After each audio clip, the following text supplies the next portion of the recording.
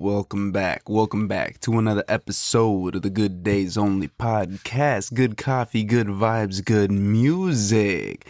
That's what we're talking about today. Episode 36. Thank you for tuning in. And if it's your first time joining us here, welcome to you. We got another grade A caffeine right here. And let's just get it going. Let's just jump right in.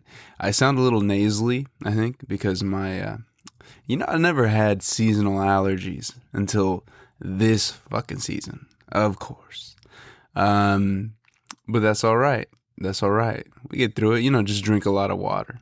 But, okay. Let's get into enough about that. Let's get into the caffeine breakdown.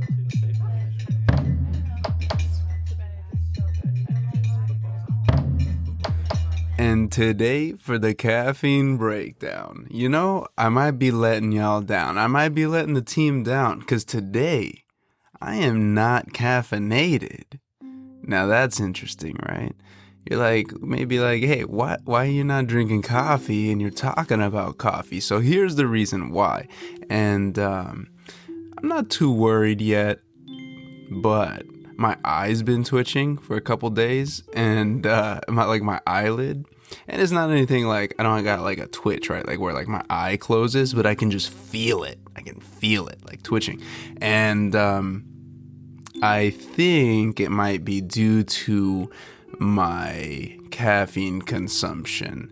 Maybe a little stress, but probably the caffeine consumption. So today we're going cold turkey. No coffee today, but I have been drinking this coffee all week, and took some notes along the way, and it's delicious. It's a delicious cup of joe. Now, the appearance and packaging, I don't know, but we'll get into that in just a little bit. We'll get into that in a little bit later here. But for right now, who am I talking about? Let's start off with the name and the roaster. And today, we're talking about, you guys probably seen this logo around, but Ritual Coffee Roasters out of San Francisco, CA, originated back in 2005 in San Francisco. They're opening doors to their first cafe on Valencia Street. Since then, with the founder and owner, Eileen Rinaldi, at the helm, the Ritual Coffee team has expanded actually quite a bit. They have 3 other locations around the San Francisco area, the Bay Area, and one out in wine country, Napa. Get you a cup of joe, go out for some wine tasting. It's a pretty smart business move. I see you, Eileen. I see you. Nice. So they have a pretty dope website on here. Very intuitive, interactive, and they have a really cool timeline, and it shows you over the years how they've progressed. And the timeline here, I won't get into all of these things, but it goes along. They've won some awards here and there. I read a couple articles online of Ritual being this place where, around the late 2000s, 2008, 2009, where people would come and join, and it would not be uncommon to see little clusters or groups of people that were working on their startups, So that's pretty interesting. It seems like along with all those startups and those people that were working hard, trying to get their businesses off the ground, kind of helped Ritual as well, because they've seen, progress since that time. And I'd imagine some, maybe not, I don't know. I didn't read this anywhere, but I would think that some of those people that frequented the shop when maybe their startup wasn't quite what it is now, and now they're off the ground, and they're like, hey, this is the coffee shop that I used to go to all the time. I'm gonna give back a little bit. I would hope that's the thing, but maybe not. I don't know. A little idealistic, maybe.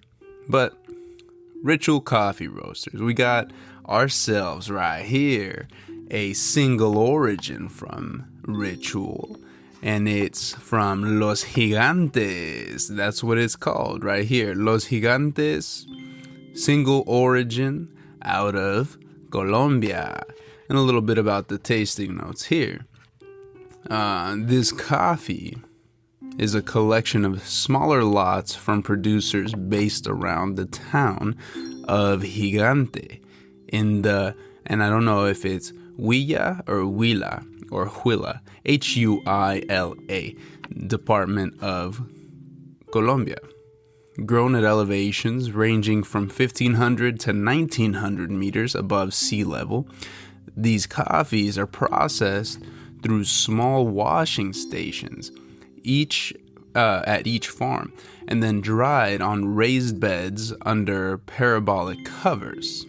Once in Gigante, with its signature giant La Ceiba trees, which I want to talk about those are crazy, gigantic trees. Looked into it a little bit, but the signature trees, the lots are sorted and ready to travel, soon to be headed towards other Gigantes in San Francisco, which I'm sure they're talking about the redwoods, right? The redwoods?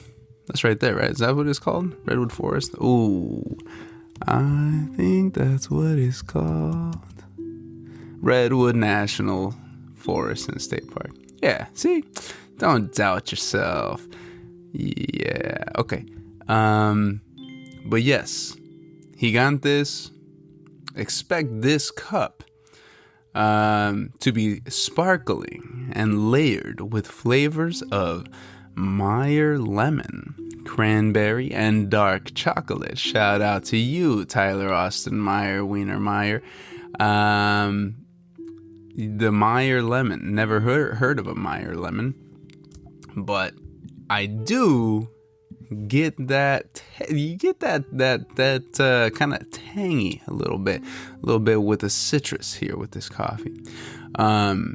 So these beans, fully washed, which, if we recall, means they're taken out of the cherry and soaked in water to make it easier. So they take all the layers off of the bean, and then they're dried, as opposed to natural processing, which the beans are dried with the cherry intact on top of the beans, and then they're depulped afterward. Which I was thinking, doesn't it make more sense? Maybe not. I was just thinking, for the flavor, wouldn't it make more sense to keep the cherry on there? You know? Right? To let it dry on there so it absorbs that flavor from the cherry. But according to backyardbeans.com, washed coffee beans are prized for their clarity and vibrant notes. Removing all of the cherry prior to drying allows the intrinsic flavors of the bean to shine without anything holding them back. Fruit notes are still found in washed coffees. However, fermented notes and berry notes are less common. Interesting. Interesting. So I guess it's just you're getting more of the exact flavor from the bean without it being, mixed with the pulp or with the cherry. That was just interesting to me because I was thinking, wouldn't it make more sense? Anyways, let's talk about this gigantic tree, the Ceiba tree, or Ceiba tree, Ceiba. It's a genus of trees in the family Malvaceae. Not sure if I said that right. Native to tropical and subtropical areas of the Americas, from Mexico to the Caribbean to North Argentina, and tropical West Africa. So some tropical, subtropical climates, sounds like. Some species can grow to 70 meters, about 230 feet tall or more, with a straight, largely branchless trunk that culminates in a huge spreading canopy. So very nice tree. Imagine if you could climb up to the top, and this would be an awesome place to build a tree house. because the branches are so thick and gigantic that you could make like a house. I'm imagining like Tarzan, you know, like that type of tree. It's pretty cool. Let's see. So gigantic trees, spreading canopy, and the buttress roots. Buttress, I think it wouldn't make sense that it's pronounced buttress. It's probably buttress. Buttress. I'll let you deal with that what you will. They can be taller than a grown person. Dude, that's crazy. The roots are sticking out of the ground, and the roots, if you're standing by it, can be taller than a grown person. So that's pretty wild. That just gives you a little bit more of an understanding of like, oh, 230 feet tall as a tree. You're not like, no, that's not that tall. But if you then think about standing at the base of that and the roots sticking out above ground are taller than you, that's insane. So as the best known and most widely cultivated species is the kapak sebub. There's a lot of words here that I don't know how to pronounce. I just thought that it was really cool, and they have a fruit. It's a fruit-bearing tree. It's looks like they have leaves and fruit. What's the fruit called? Not sure. That might be false. It says fruit, but maybe it doesn't mean fruit as in like edible fruit. It's just like the fruit of the tree, which, who knows? There's a lot of things to read here, but yeah, look them up. They're cool. It's a cool tree. If you're looking for somewhere that you want to build a tree house, maybe in the future, you know, as we're running out of space in our cities. The other day, all right, we won't get off onto this tangent quite yet. Let's finish off this caffeine breakdown first. But moving on to the next thing. So we got the coffee here, Los Gigantes, and the roast type. I'm gonna guess it's a little medium roast, you know, something. Let me tell you, it doesn't say on the bag, but based off of just the nature of the bean and how it grinds up and the aromas and the flavor profile, probably a medium roast. Something that I like from these medium or lighter roasts, and I know, you know, a lot of people just like the dark roast. Give me the smoke, give me the chocolate, give me the cocoa notes. But dude, something about these medium roasts or lighter roasts, apart from, you know, drinking it and the caffeine, of course, is the aroma, dude. From the jump, like in the bag, you open the bag of beans and it's not this heavy, dense, like smoke, you know, chocolate, dark chocolate that you get hit in the face with. That's fine. That's fine. To each their own. And I enjoy that every once in a while too. But something that I've grown to appreciate is this just smells so nice. Like right after you open the bag and right after you grind them little suckers up too. You know, in this case of the Gigantes right here, the Meyer lemon, the cranberry, the dark chocolate, kind of more of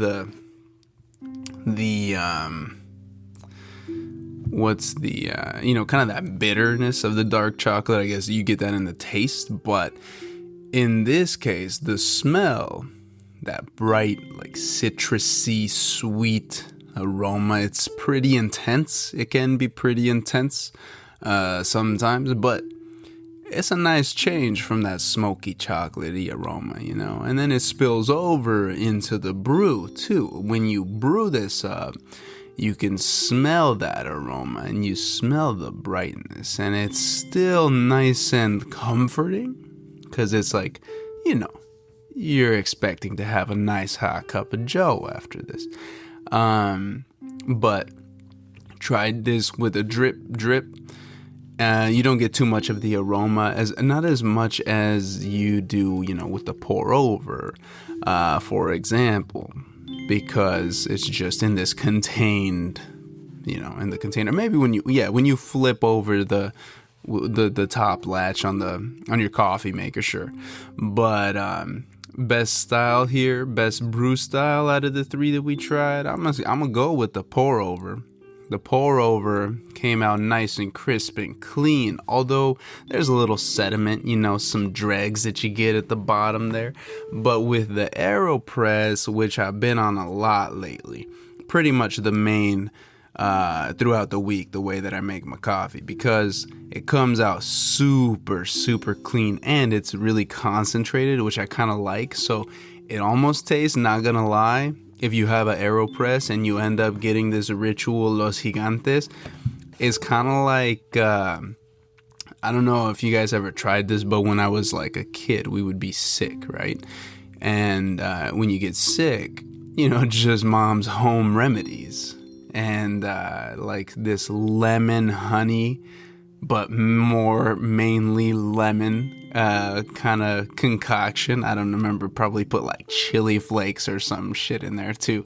Sorry, Mom, I forgot if you're listening to this. So I found out Mom listens to this. Hi, Mom. That's pretty cool, huh?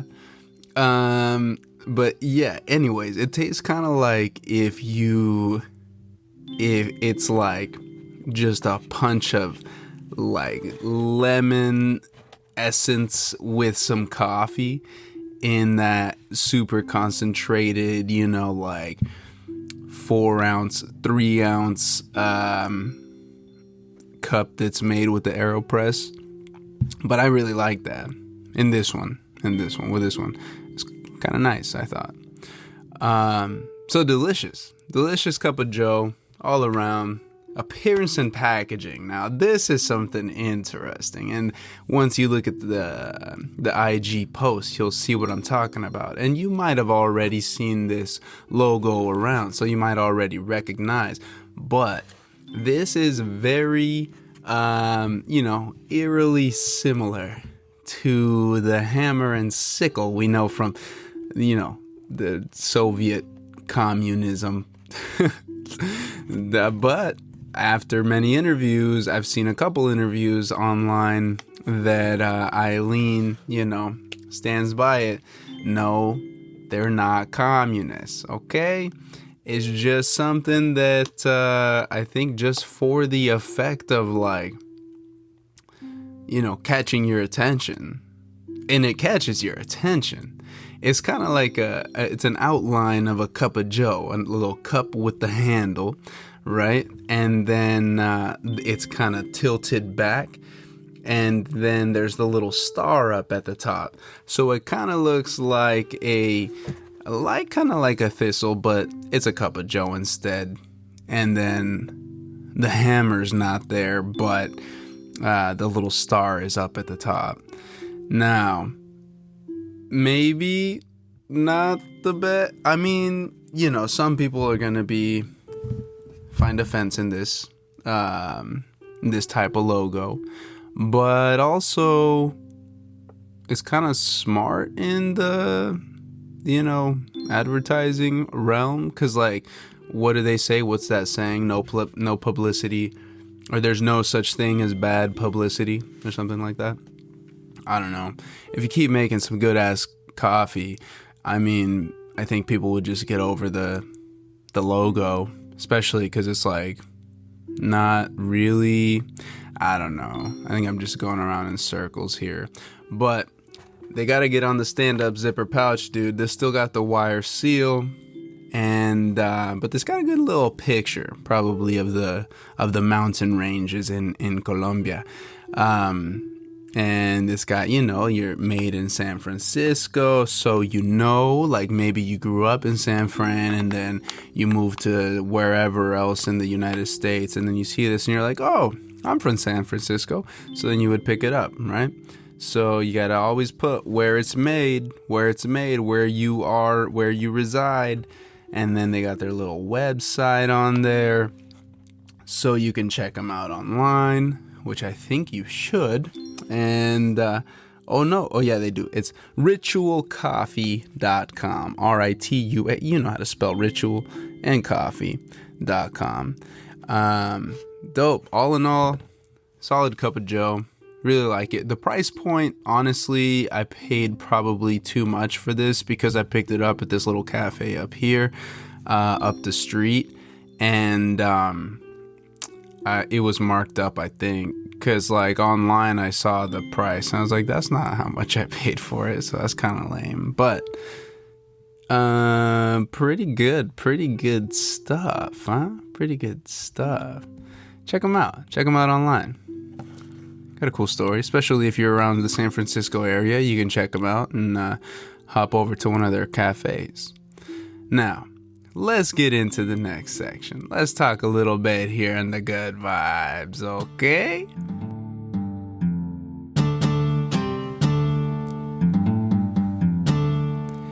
Dun-dun-dun-dun-dun. Dude, so what I was going to talk about earlier that I didn't want to get off on a tangent quite yet was I was talking about the tree house. If you wanted to build yourself a tree house in one of the La Ceiba trees out in Colombia, the gigantic trees that would look pretty good with a tree house in there, if you wanted to escape the city that, you know, we're like running out of space. And I was just noticing the other day, and I think we've all noticed this, but I was just walking home.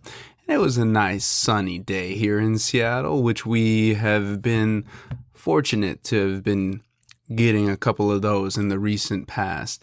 But I was just noticing, like, all the way down, what street is that? Madison? From like Terry there, if you just look down towards the water, all you see is construction, like just straight up. The entire road is just dug up. And it also it continues like up Madison too, like further towards Central District / whatever that other district over there is, something with an M, something with a park, maybe. I don't know, but there's just construction everywhere. And then I was looking up at the skyscrapers, and there's like 8 new skyscrapers or buildings that are going up. And it's just insane. Construction just never stops. It like never stops. It's kind of crazy. Like, how many people you think live here now? And then like in 10 years, how many people are going to live here? See, might as well. You got to start scouting out spots to build a tree house, out there. But let's see. Let's get into today. We're gonna jump into the fun fact or fake right now. And Zesty Zoe B won't be joining us for this edition today, although we will be, you'll find out the answer to this fun fact or fake via a video that we'll make and then post later. But just to get and no cheating. I guess you could look it up. It don't matter. Honestly, who cares? It's fine. But this is just kind of fun to do these, to make these things. So, fun fact or fake. The first one. So the premise is there are 2 different premises or things, right? This is going to be the old sauce edition, because sauces are old. They've been around for a long time. And which sauces am I talking about? So, both of these actually you see on tables anywhere that you go. The first one here. So, soy sauce, fun fact or fake? All right, which one's a fun fact? Which one's a fake? Soy sauce originated in Japan around the year 1580 during the Tensho era, and has since then made it to all of our tables. If you go out to, like a buffet or anything, you see the soy sauce. All right, that's a quick little fun fact. Or fake. Is it fake? I don't know. Let's get into the next one. Now, we're talking about one of my favorite sauces. The origins of hot sauce is even older, and this dates back to way back in the days to ancient Aztec times, dude. As early as 7000 BC. That's when people started using hot sauce. Now, fun fact or fake. Is that one the fun fact? Or is it fake? I don't know. You decide. What do you think? Yeah, I probably won't give you the answer right now. Maybe I'll have a change of heart in a little bit. But just ponder that. And then tune in. We'll post it on the Instagram. Oops, sorry, loud sounds. We'll post it on the Instagram later on so that you can find out the answer to the fun fact or fake. All right. But let's see. Good vibes. What's been going on lately? Spring has sprung. And you can tell by my nasally voice, and I know it sounds like I'm complaining, but I'm just saying, I never had seasonal allergies before, and then all of a sudden, here we are in April of 2022, and I have my shit's all nasally, and then my eyes are like itchy, which I think I like scratched my eyeball, like I have a cut in my eye, which is also very scary. I'm just drinking some water, but ooh, don't you just love that sound? That's like the hydro flask closing. So spring, summer's around the corner. The days are getting nicer. We are looking so forward to, the summer activities, fishing, camping, just being outdoors, hiking. Haven't gotten to, so there was a huge snowstorm up here in the Pacific Northwest just recently. I actually just got a video this morning from my brother out in Dayton, Washington. Today's Sunday, the 10th of April, and it snowed. Like, it looked like probably a couple inches, like 2 inches of snow in eastern Washington in April. That's pretty wild.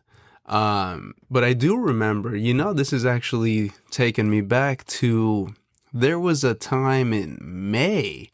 Like, this was right after or right before graduating high school. I was touring college campuses, and we were touring out in Pullman, Washington, so out in eastern Washington. And it was like May something, I don't know, first week or second week of May. And we were out there, and it was one of those like weird, Washington days where it's like sunny, but then you see like a big group of clouds, like a big cluster far off in the distance, and all of a sudden it's like raining on you, even though you're in direct sunlight and everything above you is blue. But I remember that, and it was snow. Like, it started snowing, which was insane. It was insane. But yeah, so snow in April out in eastern Washington. That's pretty wild. But looking forward to, outdoor activities. Oh, yeah, the snowstorm. So there was a big snowstorm out here in Seattle and surrounding areas. All of the passes got dumped on. Like, I want to say record-breaking snowfall for this time of the year. And this was this last week, like the first week of April. And sounds like the skiing and riding conditions were awesome. Didn't make it out there, unfortunately. Just, got a little too busy with the sketch, but that's all right. Probably going to retire the board and the skis and everything for the year, unfortunately. But that's okay, because it'll be around next year. Maybe. Who knows? Global warming, dude. Global warming. But this summer, fishing and camping, top of the list. What else? We got, dude, so let me put you on some right here. If you're in the Seattle area and you like cookies, which, I mean, who doesn't like cookies? And that's coming from somebody that I didn't used to like cookies, actually. But they're just, it always just makes you feel kind of like gross after you eat a bunch of cookies. Like you just feel sluggish and tired from all the sugar. But in the last like 3 weeks, maybe not the last like week or two, but in a span of like 2 weeks, a couple weeks ago, we had probably like 36 cookies from this place because we just kept going back. It was so delicious. If you're in the Seattle area, you gotta try Lowrider Cookies out. Lowrider Cookies, I think they might even deliver. So let me actually just pop on their website real quick because they also have a really cool logo, which, like appearances and packaging, like that's draws you in. You're like, oh, look at this cute little logo. I wanna, explore this. It's a little dachshund with a chef hat, dude. I didn't even realize that before, but that makes it even more adorable. It's a little dog, a little wiener dog, and it's called Lowrider Cookie Company. And just go on their website and scroll through and tell me that you don't want to try one of their cookies, dude. Delicious. The birthday cake, I don't really like sprinkles like that. Like I'm not that into sprinkles really, but that birthday cake one, and it has like white chocolate or something, or like macadamia or something, and almond. I don't know. I'm getting a bunch of them mixed up together because dude, they're just so good. Now I'm just staring at these cookies on this website, and they do pop-ups like all over the city and all in the surrounding areas. So if you join their like mailing list, they'll let you know like, hey, we're in Renton today, or we're at this spot in Seattle. And but look at this. Let me just read you a little something. Look at these cute little dogs. Lowrider was started by Emily Allport at farmers markets and pop-ups around Seattle, and has now grown to 2 retail locations in Seattle. Lowrider is named after Emily's 2 dachshunds, Smokey and Riley. Which one's Smokey and which one's Riley? Can't tell. Probably from left to right. I'm going to say the black one's Smokey. Maybe not. I don't know. Anyways, let's look at this is what's going on here.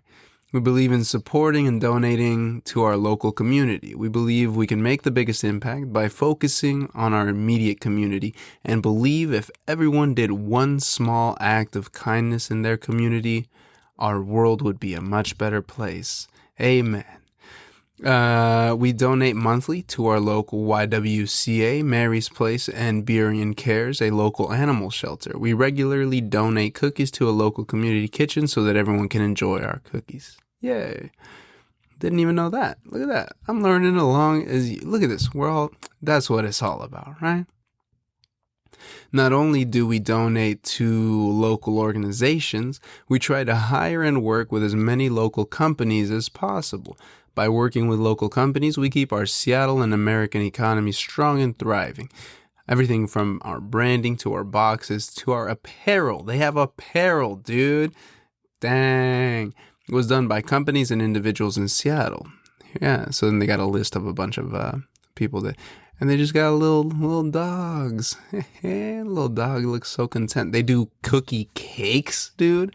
Looks like it's a 4-layer cake made of their cookies, and then in the middle looks like there's dude, that's it, we're getting cookies tonight. Zoe, we're getting cookies tonight. She, I don't think, heard me, but it's what's going down. All right, look at that. Peer pressured myself into buying cookies.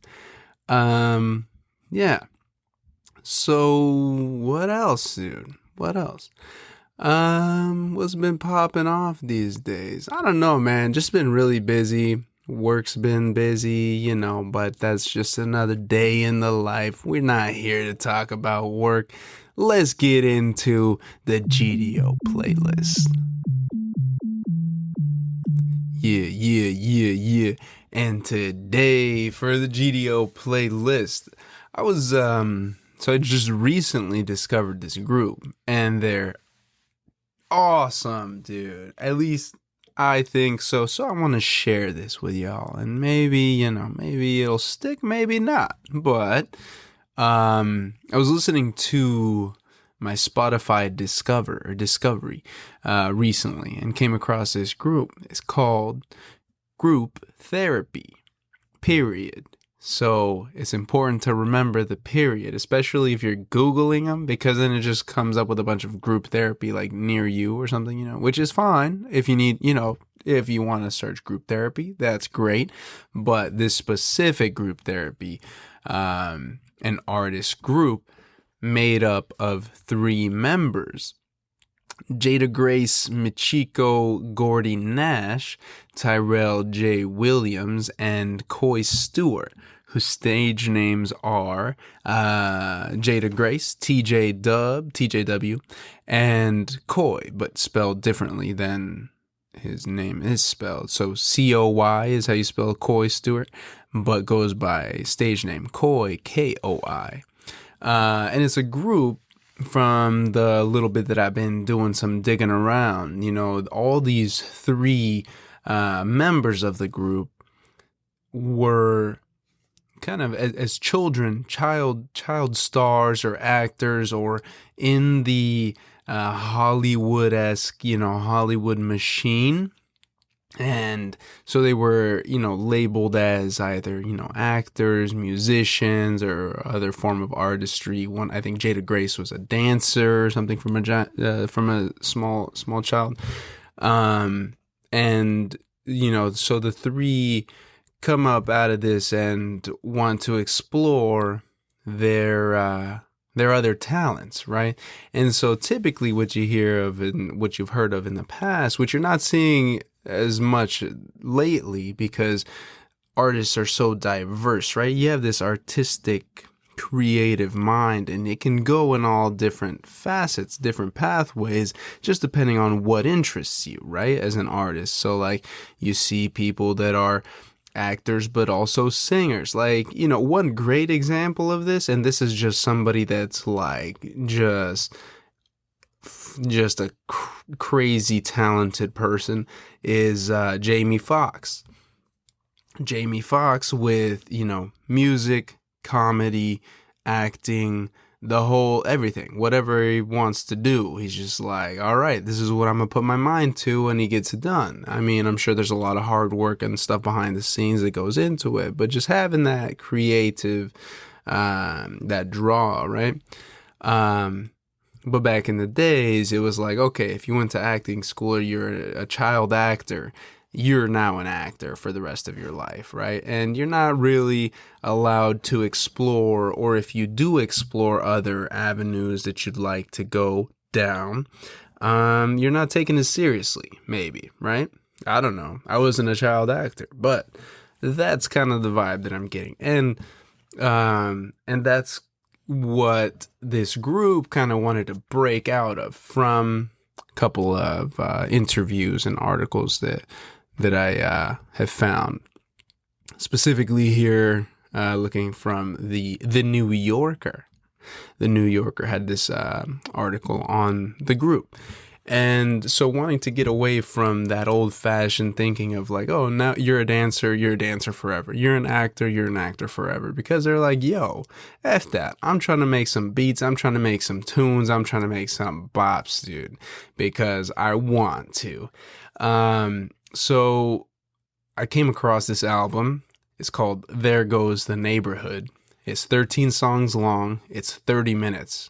Okay? So quick little, even on just the commute to and from work, or, quick little 30-minute, if you want to run on the treadmill. Got some bops that you can listen to, while just chilling at home cooking. Depends on the vibe. that you want to go for. Or if you want to get amped up to run a fucking marathon, dude, it's got songs that can do either of those things for you.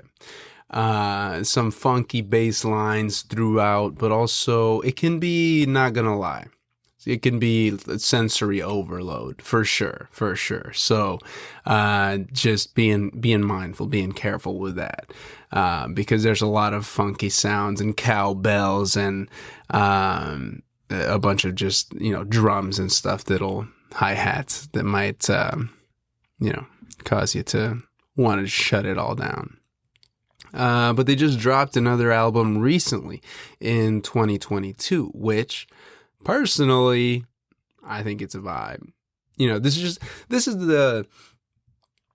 the type of futuristic kind of sound rap hip hop that I've been into recently, that I've been diving into, because we think of, or some people in general, right? You think of rap and you think of hip hop, and there's an evolution, right? There's evolution to all music, and new genres will pop up in the future, right?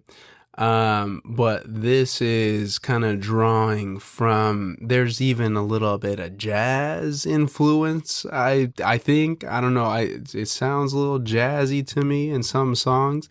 But breaking out of the classic, like, this is rap, this is a rapper, from the 90s or 2000s, right? Or even the 2010s. Like now, we're switching into the next era of music, which I was just talking about this. We were talking about this the other day, and it's kind of it's interesting, right? So like we were thinking about genres of music and like what was popping when, because we came across this playlist that was like 2000, like late 2000s type music, and like into like 2010, 2013, and it was a lot of like, like Disturbia by Rihanna and like Kesha, and like just that type of, that was what was hot, like that was what was on the radio, like that pop, right, all the time. And then thinking like before that, like what was hot, what was, mainstream, and it was more of the hip hop scene, like the early 2000s, and like in the late 90s, like the boy band thing, right? And like what's next, like what's to come. I don't know. It's interesting. But this, I think, in my opinion, this is like the next step of the rap hip hop, like this type of music, the group therapy type of groups and artists is the next step for the rap hip hop genre, if you will, because recently, like there's been, in the last like 5 years or so, the Lil Pump and the, who else? Tekashi 6ix9ine and Blueface, like that trap drums, just very trappy beats, a lot of bass, like that's what's been going on. But this gives me, what this kind of gives me a sense of, this group therapy is kind of like Smino mixed with like a couple other people that are just like this group of people now that are rapping and singing over these funky little beats, which is awesome. I don't know. I enjoy it. I think I'm just kind of going around rambling a little bit, but check them out. The links will be in the description to the episode. Find a song or two that you like and maybe throw it on your own little playlist for whatever vibes you got going on, right? Or download the whole playlist. That's cool too. But stay tuned and check out the GDO IG page for the answer to that fun fact or fake. And also the picture of the coffee on there. But other than that, dude, thank you for tuning in. If you're still listening right now to the end of the episode, thank you. Especially, people have short attention spans these days because we're just so used to instant gratification, which is like, it's kind of sad. But appreciate you. Thank you for tuning in. And hope you had a fun ride on this episode. I think we were kind of all over the place. I don't know. It's weird not drinking coffee because I'm coming to find out that this scatterbrain is kind of like just my baseline. But anyways, that's all for now. Thank you for tuning in. Until next time. Mwah.